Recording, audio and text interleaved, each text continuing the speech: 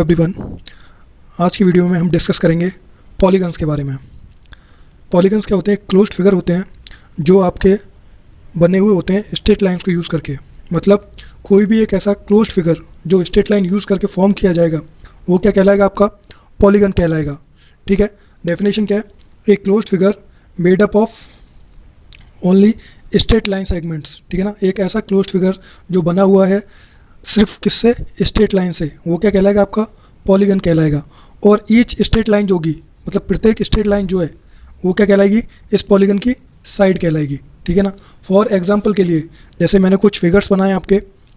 अब जो first figure है इसमें अगर मैं साइड काउंट करूं या स्ट्रेट लाइन काउंट करूं तो 1 2 3 4 5 स्ट्रेट लाइन्स हैं। और ये क्या कर रही है? क्लोज्ड फिगर फॉर्म कर रही हैं। मतलब इसके अंदर जो एरिया है, ये वाला एरिया, ये क्या है? एक क्लोज्ड फिगर है। एक क्लोज्ड एरिया को ये 5 लाइंस क्या कर रही हैं? कवर कर रही हैं। तो ये क्या कहलाएगा? आपका एक पॉलीगन कहलाएगा। ठीक इसी तरीके से जब मैं सेकंड फिगर लेता हूँ, इसमें अगर मैं स्ट्रेट लाइंस काउंट करता हूँ तो आपकी स्ट्रेट लाइन कितनी है? 1 2 3 4 5 और 6। और इन 6 स्ट्रेट लाइन से क्या बनना है? आपका एक क्लोज्ड फिगर बनना है। क्लोज्ड फिगर मतलब मीन्स ये जो एरिया है ये 6 लाइन क्या कर रहे हैं? इसको कवर कर रहे हैं। तो ये भी क्या होगा? आपका एक पॉलीगन होगा।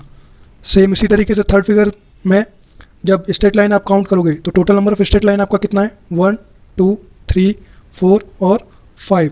और ये 5 स्ट्रेट लाइन क्या कर रही हैं? अगेन एक क्लोज्ड एरिया को कवर कर रही हैं जो क्या है? आपका ये है। और ये जो तीनों फिगर हैं ये किससे बने हुए हैं? सिर्फ आपके स्ट्रेट लाइन से बने हुए हैं। और तीनों के तीनों फिगर क्या हैं? क्लोज्ड हैं। इसलिए ये तीनों क्या हो गए? आपके पॉलीगन हो गए। ठीक इसी तरीके से फर्दर मैं एग्जाम्पल लेता हूँ। ये जो एग्जाम्पल है इसमें 2 तो क्या है? आपके स्ट्रेट लाइन है, 2 क्या है? आपके स्ट्रेट लाइन है, और 2 क्या है? आपके कर्व्ड लाइंस है। तो ये आपका क्लोज्ड एरिया तो है, ये आपका क्लोज्ड फिगर तो है जो एक क्लोज्ड एरिया को क्या कर रहा है? कवर कर रहा है। लेकिन इसमें क्या है? स्ट्रेट लाइन के साथ साथ आपके कर्व्ड लाइन भी हैं, इसलिए ये आपका पॉलीगन नहीं होगा। ठीक इसी तरीके से नेक्स्ट फिगर जो है उसमें स्ट्रेट लाइन्स आपकी कितनी है? 1 2 3 स्ट्रेट लाइन्स हैं। लेकिन इन 3 स्ट्रेट लाइन के साथ साथ एक कर्व्ड लाइन है जो क्या कर रही है? एक एरिया को कवर कर रही है। लेकिन इस कर्व लाइन की वजह से ये जो फिगर है ये भी आपका एक पॉलीगन नहीं कहलाएगा। ठीक है ना। नेक्स्ट फिगर है आपका जिसमें total number of straight line आपका कितना है? 1 2 और ये 3। और इसके अंदर एक क्लोज्ड एरिया आ रहा है, या इस एरिया को क्या कर रही है? ये तीनों स्ट्रेट लाइन क्या कर रहे हैं? कवर कर रहे हैं। तो ये भी क्या कहलाएगा? आपका एक पॉलीगन होगा। ठीक है। तो डेफिनेशन के अकॉर्डिंग क्या है? कोई भी आपका क्लोज्ड फिगर जो किससे मिलकर बना होगा? लाइन सेगमेंट के कॉम्बिनेशन से बना होगा, वो क्या कहलाएगा? आपका पॉलीगन कहलाएगा। और जितनी भी स्ट्रेट लाइन्स होंगी वो क्या कहलाएंगी? साइड कहलाएंगी। फर्स्ट फिगर में आपके टोटल लाइन सेगमेंट कितने हैं? 5 हैं। तो इस फिगर की साइड कितनी हो गई? 5 हो गई। इस फिगर में लाइन सेगमेंट आपके कितने हैं? 6 है। तो इस फिगर में नंबर ऑफ साइड्स कितने हो गए? आपके 6 हो गए। ठीक इसी तरीके से नेक्स्ट फिगर जो है इसमें आपके स्ट्रेट लाइन्स कितने हैं? 5 स्ट्रेट लाइन्स हैं। और यही स्ट्रेट लाइन्स क्या हो जाएंगी? इसकी साइड हो जाएंगी। मतलब टोटल नंबर ऑफ साइड्स कितना हो गया? इस फिगर में 5 हो गया। ठीक इस तरीके से इस फिगर में नंबर ऑफ लाइन सेगमेंट आपके कितने हैं? 3। और साइड्स भी कितने हो जाएंगे? आपके 3 हो जाएंगे। ठीक है। अब आगे देखते हैं क्लासिफिकेशन ऑफ पॉलिनोमियल। तो पॉलिनोमियल को हम क्लासीफाई कर सकते हैं किस बेसिस पे? उनके साइड के बेसिस पे, या फिर उनकी नंबर ऑफ साइड्स के अकॉर्डिंग हम क्या कर सकते हैं? पॉलीगन को क्लासीफाई कर सकते हैं। ठीक है। किस बेसिस पे डिफाइन करोगे? क्या किस बेसिस पे क्लासीफाई करोगे? आप क्लासीफाई करोगे किसी भी पॉलीगन को किस बेसिस पे? देयर साइड्स, उनकी जो साइड्स होंगी उसके बेसिस पे, या फिर नंबर ऑफ साइड्स के बेसिस पे हम क्लासीफाई करेंगे किसको? पॉलीगन को।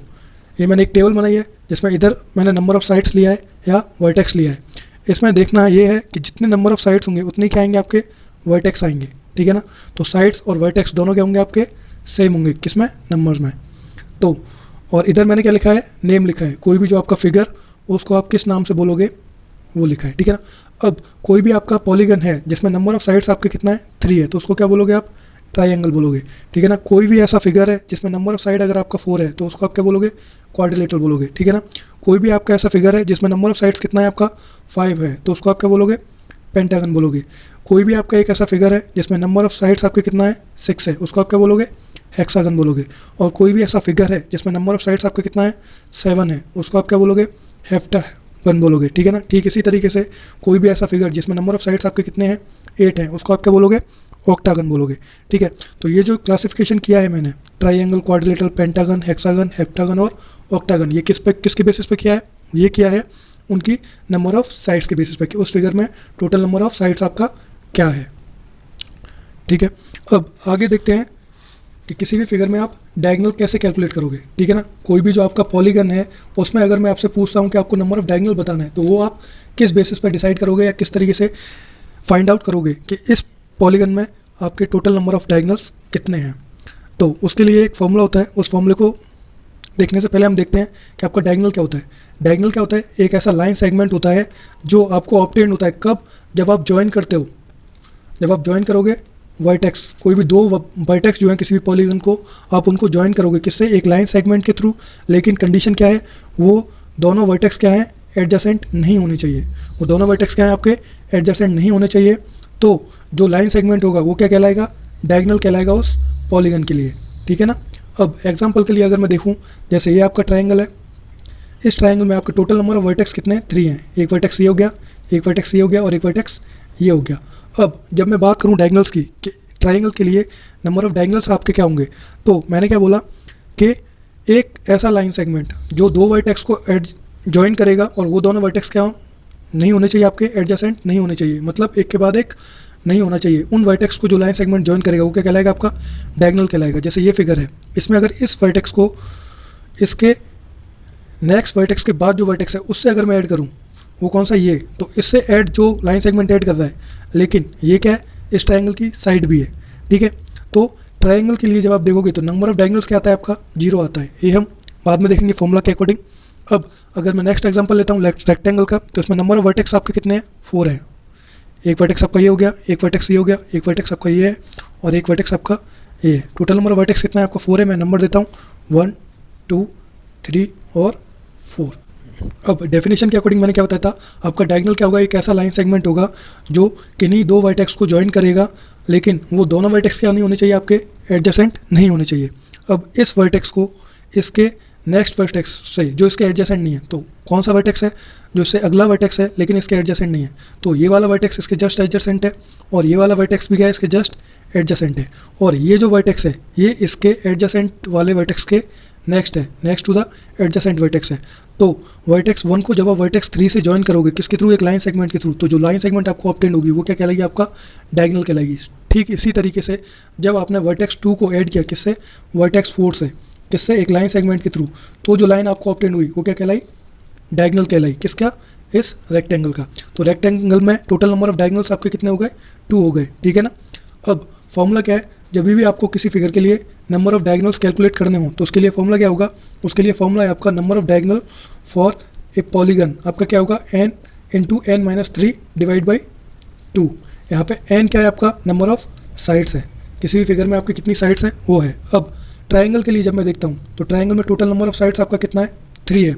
तो जब आप फॉर्मूले में वैल्यू पुट करोगे, n आपका किसके इक्वल हो गया, n हो गया आपका 3 के इक्वल हो गया।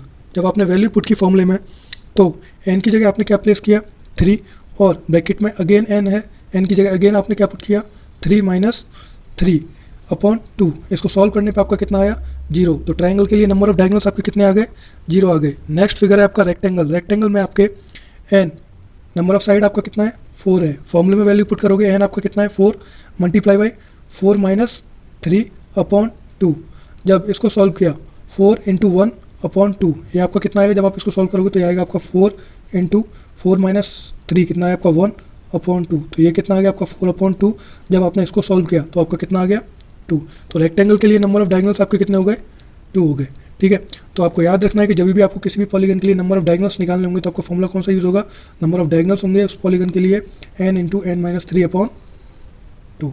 ठीक है, अब हम देखते हैं कि पॉलीगन को एंगल के बेसिस पर किस तरीके से डिवाइड किया गया है। ठीक है ना, मतलब अगर आप एंगल के अकॉर्डिंग पॉलीगन्स को डिफाइन करोगे या डिवाइड करोगे तो किस तरीके से डिफाइन करोगे। ठीक है, अब अगर एंगल के अकॉर्डिंग देखा जाए तो पॉलीगन को आप 2 पार्ट्स में डिवाइड कर सकते हो, एक है आपका कॉन्वेक्स और दूसरा है आपका कॉनकेव। ठीक है ना, कॉनकेव पॉलीगन क्या होगा, ऐसे पॉलीगन जिनमें एक एंगल क्या होगा आपका मोर देन 180 डिग्री होगा। ठीक है ना, मतलब अगर कोई भी पॉलीगन जिसमें अगर आपके 3 एंगल हैं तो एक एंगल क्या होना चाहिए आपका 180 डिग्री से ज़्यादा होना चाहिए। ठीक है, और दूसरी कंडीशन क्या है कि जो कॉनकेव पॉलीगन है उसमें जो डायगोनल होगा वो क्या होगा, आउटसाइड द पॉलीगन होगा। जो डायगोनल्स हैं वो क्या हो सकते हैं आपके, आउटसाइड द पॉलीगन हो सकता है। जैसे इस फिगर में रेक्टेंगल में जब मैंने डायगोनल ड्रॉ किए तो दोनों डायगोनल क्या हैं आपके रेक्टेंगल के इनसाइड हैं, इनसाइड मतलब रेक्टेंगल के क्या हैं, अंदर हैं। लेकिन कॉनकेव पॉलीगन में क्या हो सकता है, डायगोनल्स आपका पॉलीगन के बाहर भी हो सकता है, ठीक है ना। तो कॉनकेव पॉलीगन क्या हो गया, ऐसा पॉलीगन जिसमें एक एंगल क्या होगा आपका मोर देन 180 होगा और इसका जो डायगोनल्स है वो क्या हो सकता है, आउटसाइड द पॉलीगन भी हो सकता है। जबकि आपके कॉन्वेक्स पॉलीगन क्या होंगे, ऐसे पॉलीगन होंगे जिनमें ईच एंगल आपका क्या होगा, लेस देन 180 डिग्री होगा। मतलब ऐसा पॉलीगन जिसमें हर एंगल आपका कितना है, 180 डिग्री से छोटा है, वो क्या कहलाएंगे, आपके कॉन्वेक्स पॉलीगन कहलाएंगे। और जितने भी डायगोनल होंगे किसके लिए, किसी कॉन्वेक्स पॉलीगन के लिए, वो क्या करेंगे, उस पॉलीगन के अंदर ही एग्जिस्ट करेंगे, ठीक है। जैसे कॉनकेव पॉलीगन का अगर मैं एग्जांपल लेता हूँ तो ये मैंने एक फिगर बनाया जिसमें आपके नंबर ऑफ वर्टेक्स आपके कितने हैं, 4 हैं। नंबर ऑफ वर्टेक्स आपके कितने हैं, 4 हैं। और नंबर ऑफ साइड्स आपके कितने हैं, नंबर ऑफ साइड भी आपके कितने हैं, 4 है, ठीक है। अब इसमें ये वाला जो एंगल है, ये वाला जो एंगल है ये क्या है आपका, अगर इसको मैं थीटा मानता हूँ तो थीटा की वैल्यू क्या आएगी, मोर देन 180 आएगी, ठीक है ना। और जब इस फिगर के लिए मैं डायगोनल ड्रॉ करूँगा तो एक डायगोनल तो क्या आएगा, इस फिगर के अंदर आएगा और दूसरा डायगोनल क्या आएगा, इस फिगर के बाहर आएगा, ठीक है ना। तो डेफिनेशन के अकॉर्डिंग कॉनकेव पॉलीगन क्या हो गए, ऐसे पॉलीगन जिनमें एक एंगल क्या होगा आपका 180 डिग्री से ज़्यादा होगा और इसके लिए क्या हो सकता है, डायगोनल पॉलीगन के बाहर भी हो सकता है। अब नेक्स्ट था आपका कॉन्वेक्स पॉलीगन जिसमें मैंने ट्रेपेजियम ड्रॉ किया है, ठीक है ना, ट्रेपेजियम। अब इसमें आप देखोगे तो जितने भी एंगल हैं, ये वाला एंगल, ये और ये सारे एंगल क्या हैं आपके 180 डिग्री से छोटे हैं, ठीक है ना। और जो डायगोनल्स हैं, डायगोनल्स इसमें नंबर ऑफ साइड्स आपके कितने, 4 हैं, तो नंबर ऑफ डायगोनल्स कितने होंगे, 2। और दोनों ही डायगोनल क्या होंगे आपके फिगर के अंदर होंगे, ठीक है ना, या फिर अंदर होंगे किसके, पॉलीगन के अंदर होंगे। सेकंड पॉइंट के अकॉर्डिंग जितने भी डायगोनल्स होंगे वो क्या होंगे, लाई करेंगे इनसाइड द पॉलीगन। तो 2 डायगोनल हैं और दोनों डायगोनल ही क्या हैं, इनसाइड हैं आपके किसके, पॉलीगन के। रेगुलर और इरेगुलर पॉलीगन्स जो हैं ये किस बेसिस पे डिसाइड किया गया, ये डिसाइड किया गया उनकी साइड्स और उनके एंगल के बेस पर। ये डिसाइड किया गया है किस बेसिस पे, उनके एंगल और उनकी साइड के बेसिस पे। अब एक ऐसा पॉलीगन जिसकी सारी साइड्स, जिसकी ऑल साइड्स, ऑल और क्या, सारे के सारे एंगल, एक ऐसा पॉलीगन जिसकी सारी साइड्स और सारे एंगल्स क्या होंगे, इक्वल होंगे, वो क्या कहलाएगा आपका, रेगुलर पॉलीगन कहलाएगा, ठीक है ना। एग्जाम्पल के लिए एक इक्विलेटरल ट्रायंगल जो होता है वो और एक स्क्वायर जो होता है वो, दोनों ही क्या होते हैं आपके रेगुलर पॉलीगन होते हैं। क्यों, क्योंकि आपको पता होना चाहिए इक्विलेटरल ट्रायंगल में क्या होती हैं, तीनों साइड्स इक्वल होती हैं और तीनों एंगल आपके कितने डिग्री के होते हैं, 60 डिग्री के होते हैं। तीनों एंगल आपके कितनी डिग्री के होंगे, 60 डिग्री के होंगे और तीनों साइड्स क्या होंगी आपके, इक्वल होंगी। तो रेगुलर पॉलीगन क्या बताया था मैंने, एक ऐसा पॉलीगन जिसकी सारी साइड्स और सारे एंगल क्या होंगे, इक्वल होंगे, वो क्या कहलाएगा आपका, रेगुलर पॉलीगन कहलाएगा। इक्विलेटरल ट्रायंगल में तीनों साइड्स आपके इक्वल हैं और तीनों एंगल आपके इक्वल हैं, इसलिए ये क्या हो गया आपका, रेगुलर पॉलीगन हो गया, ठीक है ना। नेक्स्ट है आपका स्क्वायर। स्क्वायर में आपको पता है कि चारों साइड्स क्या होती हैं, इक्वल होती हैं, चारों साइड्स क्या होती हैं, इक्वल होती हैं और चारों एंगल आपके कितने डिग्री के होते हैं, 90 डिग्री के होते हैं। चारों एंगल आपके कितने डिग्री के होते हैं, 90 डिग्री के होते हैं। तो स्क्वायर भी क्या कर रहा है, सेटिस्फाई कर रहा है किसकी डेफिनेशन, रेगुलर पॉलीगन की। क्यों, क्योंकि इसकी चारों साइड्स भी इक्वल हैं और चारों एंगल भी क्या हैं, इक्वल हैं, इसलिए ये भी क्या कहलाएगा आपका, रेगुलर पॉलीगन कहलाएगा, ठीक है ना। अब रेगुलर पॉलीगन के लिए आपको क्या याद रखना है, आपको याद रखना है एक रेगुलर पॉलीगन क्या होगा, एक ऐसा फिगर होगा जो इक्वी एंगुलर होगा। इक्वी एंगुलर मतलब सारे एंगल क्या होंगे, इक्वल होंगे। और क्या होगा, इक्विलेटरल होगा। इक्विलेटरल का मतलब सारी साइड्स क्या होंगी, इक्वल होंगी। तो इक्विलेटरल ट्रायंगल में और स्क्वायर में दोनों कंडीशन आपके सेटिस्फाई हो रही है, सारे एंगल क्या है आपके सेम है, सारे एंगल आपके सेम है। और दूसरा इक्विलेटरल मतलब सारी साइड्स भी क्या है, इक्वल हैं। अब देखते हैं इर्रेगुलर पॉलीगन क्या होंगे। पॉलीगन जो आपके रेगुलर नहीं है, मतलब ऐसे पॉलीगन जो आपके रेगुलर नहीं है, वो क्या कहलाएंगे, आपके इर्रेगुलर पॉलीगन कहलाएंगे। एग्जाम्पल के लिए जैसे मैं एक रेक्टेंगल लेता हूँ और एक रोम्बस लेता हूँ। अब रेक्टेंगल में आपको पता है कि अपोजिट साइड्स क्या होती हैं, इक्वल होती हैं। रेक्टेंगल में क्या होता है, अपोजिट साइड्स क्या होती हैं, इक्वल होती हैं। लेकिन इसके चारों एंगल क्या होंगे, इक्वल होंगे। चारों एंगल आपके कितने डिग्री के होंगे, 90 डिग्री के होंगे। लेकिन इसमें चारों साइड्स एक दूसरे के इक्वल नहीं होती हैं, इसलिए ये आपका क्या होगा, इर्रेगुलर पॉलीगन होगा। रीज़न क्या है, रीज़न ये है कि सारे एंगल तो इसके इक्वल हैं बट साइड्स इक्वल नहीं है। ठीक इसी तरीके से रोम्बस में आपको पता होगा सारी साइड्स तो क्या होंगी, इक्वल होंगी, बट सारे एंगल क्या है आपके इक्वल नहीं होंगे।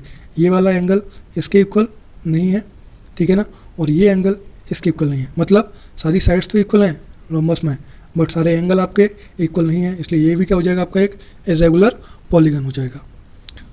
अब इससे आगे हम देखते हैं angle sum property. Angle sum property का मतलब क्या है, इसमें जो कोई भी पॉलीगन है उसमें जो एंगल्स बनते हैं उसके ऊपर कुछ प्रॉपर्टी दी गई।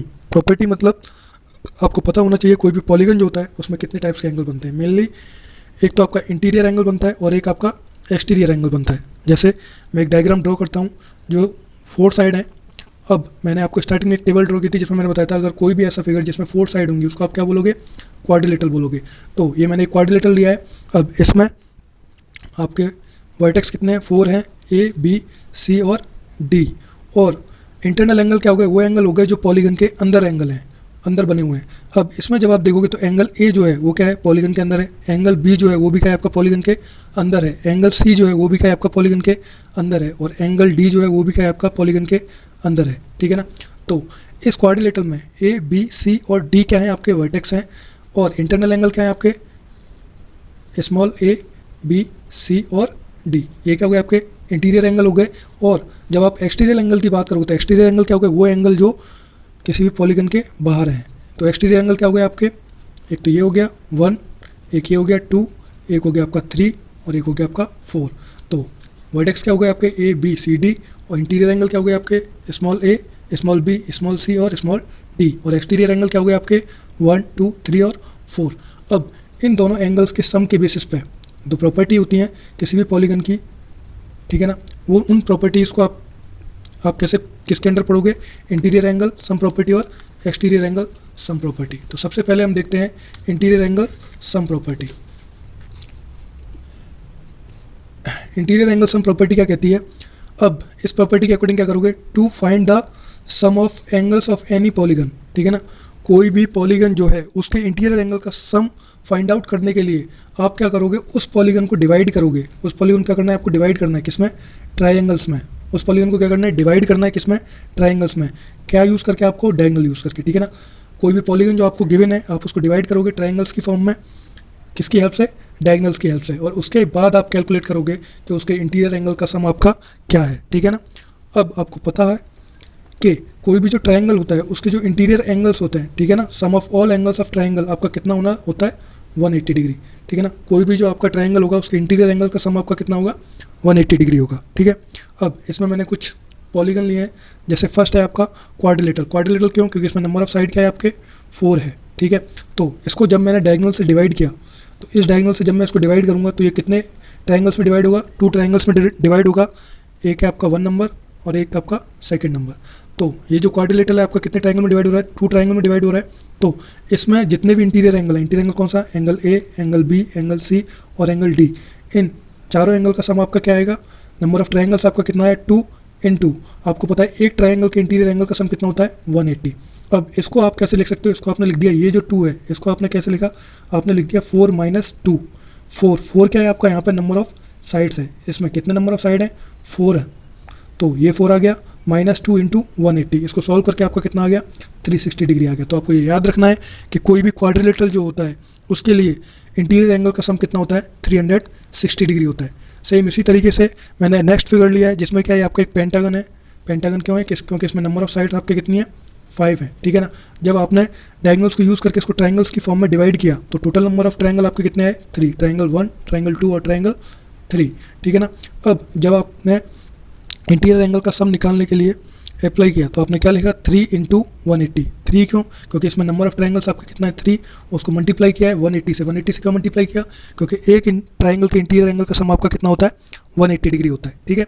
अब इसमें ये जो पेंटागन है इसमें नंबर ऑफ साइड्स आपका कितना है, 5 है। इसमें से माइनस किया आपने 2 × 180, मतलब इस 3 को आपने क्या लिख दिया, आपने लिख दिया 5 - 2।